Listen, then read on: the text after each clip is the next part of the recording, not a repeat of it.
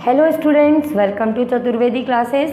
हम लोग बेटा पढ़ेंगे आज चैप्टर लाइंस एंड एंगल्स, जो आपकी एमपी बोर्ड और एनसीईआरटी की बुक का चैप्टर 6 है।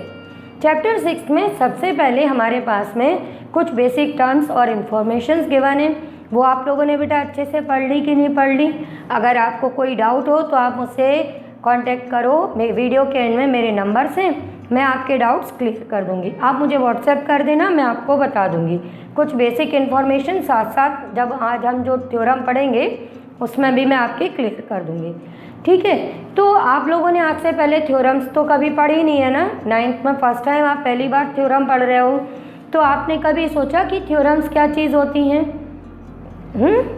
या आपने कभी एक्सियम सुना होगा, कभी पोस्टुलेट सुने होंगे, तो आपके मन में ये क्वेश्चन भी होगा कि इन सब में डिफरेंस क्या होता है। तो देखो बेटा, वो मैं आपको समझा देती हूँ कि जो एक्सियम होते हैं वो क्या होते हैं कि जो पहले से प्रूव्ड रिजल्ट होते हैं उनके बेस पर हम एक कोई रिजल्ट बता देते हैं और वो कहलाता है एक्सियम। जैसे कि पहले से हमको मालूम है कि रेशनल नंबर्स P/Q फॉर्म के होते हैं, और मैं तुम लोगों को बता देती हूँ कि रेशनल नंबर P/Q फॉर्म के हैं। मैंने खुद ने प्रूव करके नहीं देखा कि P/Q फॉर्म में होते हैं कि नहीं, Q ≠ 0 होना चाहिए कि नहीं। ये पहले से प्रूव्ड रिजल्ट है जिसको आज हम यूज़ कर ले रहे हैं। फिर उसके बाद में आते हैं पोस्टुलेट्स।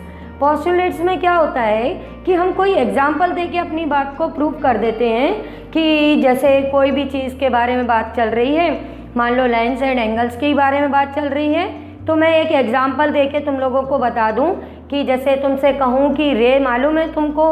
अब तुमने कहा कि नहीं मैम क्या होती है, तो मैं तुम्हें एग्जाम्पल दे के बता दूं, रे की कोई डेफिनेशन नहीं दूं, ये बता दूं कि जैसे सन से जो रेज आती हैं ना, वो रेज होती हैं जिनमें एक पॉइंट फिक्स होता है और अपने साथ में कहीं तक भी जा सकती हैं। मैंने तुमको एग्जाम्पल दे दिया कि सन रेज ये होती हैं, पर एग्जैक्टली डिफाइन तो नहीं किया ना कि मैंने कि क्या चीज़ है। तो पोस्टुलेट्स ये होते हैं कि जब हम किसी चीज़ का एग्जाम्पल दे के आपको बता दें, या हम कहते हैं कि ये लाइन हमारी इस लाइन के पैरेलल है। अब ये इसके पैरेलल है, ये हमने तुमसे बोल दिया, पर ये कैसे बताएंगे? तो इसकी जगह हमने एक दूसरा काम कर लिया, हमने तुमको एक एग्जाम्पल दे दिया कि एक ट्रांसवर्सल बना लेना, और बनाने के बाद में ये देखना कि इन दोनों का सम 180 डिग्री आ रहा है कि नहीं आ रहा है। अगर आ रहा है तो ये पैरेलल है, और अगर नहीं आ रहा तो नहीं है। तो ये मैंने एग्जाम्पल दे दिया, पर मैंने तुमको कहीं से भी ब्रीफली एक्सप्लेन नहीं किया कि ये लाइन इसके पैरेलल है या नहीं है या क्यों है। तो ये कहलाते हैं बेटा पोस्टुलेट्स। अब हम लोग पढ़ने जा रहे हैं क्लास 9th में पहली बार थ्योरम्स। थ्योरम क्या चीज़ होती है? थ्योरम एक वेल डिफाइंड रिजल्ट होता है जिसको हम बिल्कुल सिस्टमेटिकली प्रूव करके दिखा सकते हैं कि हाँ भाई ये चीज़ होती है, ठीक है? जैसे कि आज हम जो पहली बार अपनी थ्योरम पढ़ेंगे, थ्योरम 6.1, वो है हमारी कि if two lines intersect each other then the vertically opposite angles are equal. ये तो आप लोग काफ़ी 8th तक कई बार पढ़ चुके होंगे कि हमें मालूम है कि अगर दो लाइनें इंटरसेक्ट कर रही हैं तो इनके वर्टिकली अपोजिट एंगल्स इक्वल होंगे। हमसे कहा गया और हमने मान लिया, मीन्स हमने इसको एज ए एक्सियम एक्सेप्ट कर लिया था कि वर्टिकली अपोजिट एंगल्स इक्वल होते हैं। पहले से प्रूव किया जा चुका है और हमने मान लिया, पर आज इसको हम थ्योरम की तरह करेंगे।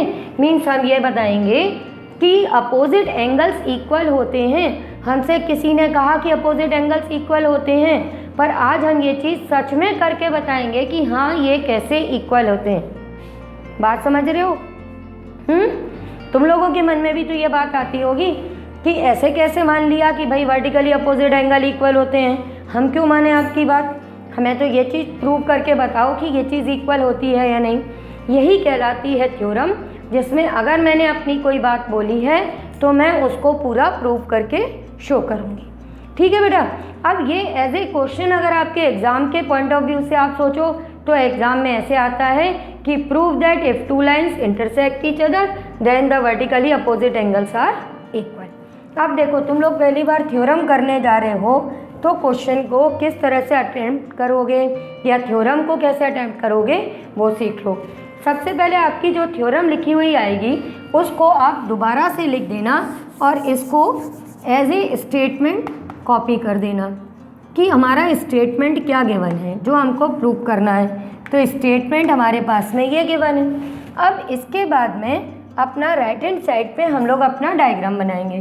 तो डायग्राम के लिए यहाँ कुछ गिवन नहीं है, मतलब आप ये समझ लो कि ये इंग्लिश लैंग्वेज है जिसको अपने को मैथमेटिकल लैंग्वेज में चेंज करना है। तो हम सबसे पहले अपना फिगर बनाएंगे।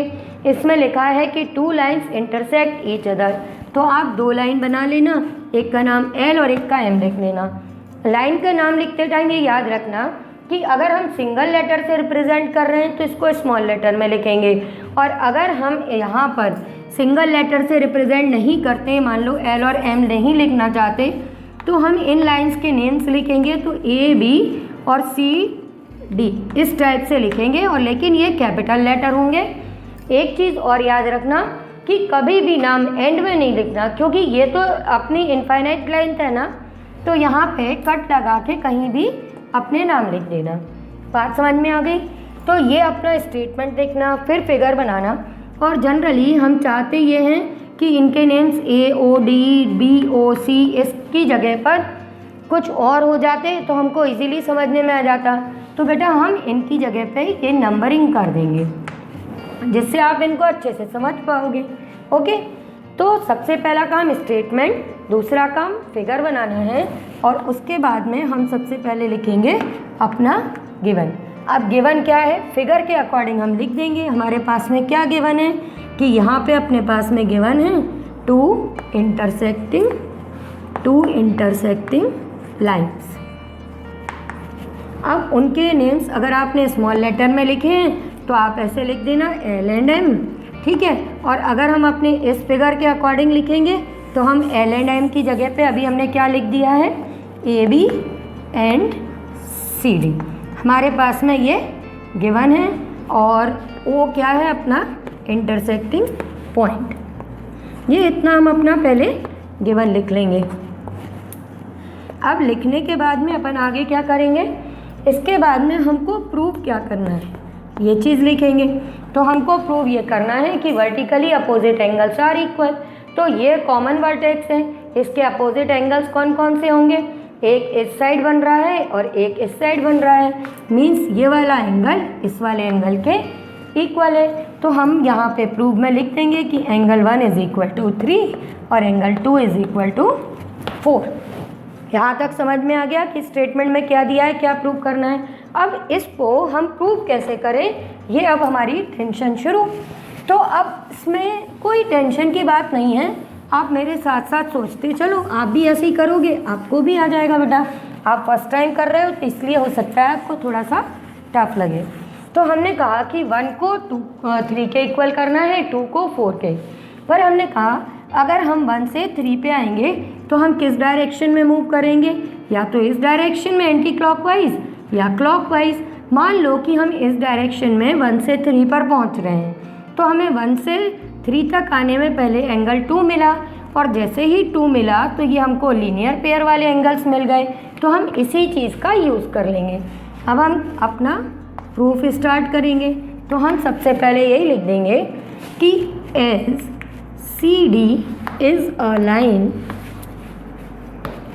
therefore angle 1 plus 2 is equal to 180 degree.